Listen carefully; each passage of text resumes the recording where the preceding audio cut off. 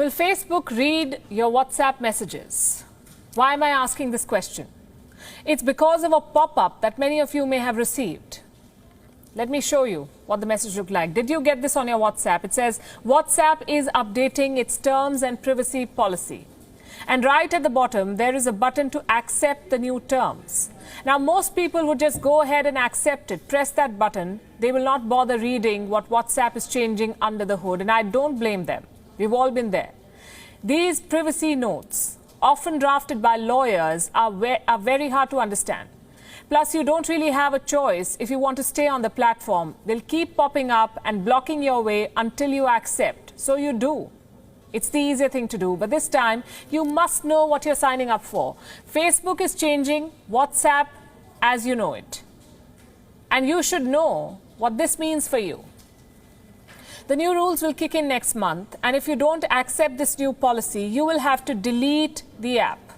So either play along or leave WhatsApp. I'm not saying this, WhatsApp is. There's a warning attached right at the bottom of the message.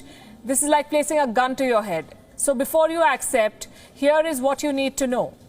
WhatsApp plans to gather more data about you. Does that mean reading your messages? Well, not yet. At least they haven't said it. But they've devised other ways to intrude in your life. Let me show you what the new privacy policy will allow Facebook to do. It will be able to gather a lot more information about you, your account information, which in this case means your phone number, your address book information, so all your contacts, your status information. This could be messages like available or busy that go right below your profile. That's your status. All the data on your transactions and payments, that's because this will be linked to their new feature, WhatsApp Payments. So they'll be able to track all your payments, all your transactions, and customer support communications. This could be messages you exchange with a business on WhatsApp. Facebook will be able to access all of this from your phone. And we are not done yet. There is more information about you that WhatsApp could collect with these changes, this new policy, like data about your usage, the kind of phone you use, even your location. So what kind of financial data does WhatsApp want?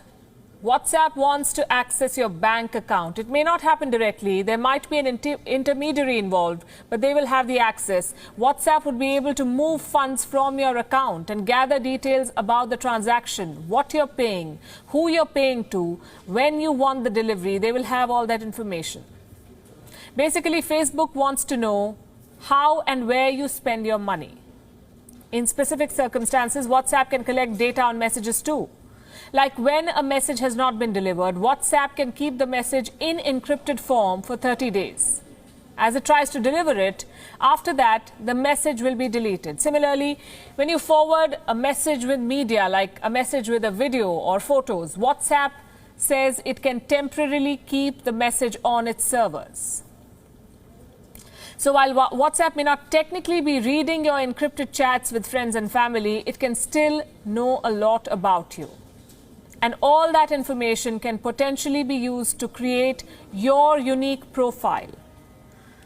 Your habits, your preferences, your transactions, that will be part of your profile. Then this profile goes to Facebook. Facebook can share this information with other companies. Why do they want this information? Because Facebook is trying to make money from WhatsApp. So by tracking you and profiling you, this is what they will do. In India alone, Facebook has more than 200 million active subscribers, 200 million, which means potential data on 200 million citizens, 200 million potential customers. Which business wouldn't want this? They will know what you buy, how much you spend, what your preferences are, your address and contact details. These companies can target ads to you. It's already happening in a lot of other ways. Try searching for flights or hotels for your next vacation. The next thing you know, you will get hotel suggestions, flight options, even ads featuring restaurants where you can eat during your holiday. How does this happen? They're tracking you. What does all of this tell you? Nothing is free in this world. It applies to WhatsApp too.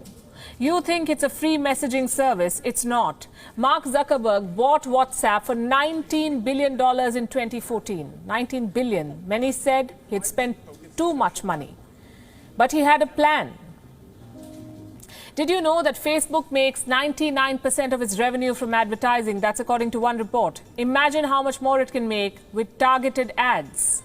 WhatsApp could launch Facebook into e-commerce. 2 years after acquiring WhatsApp, Mark Zuckerberg wanted it to start making money.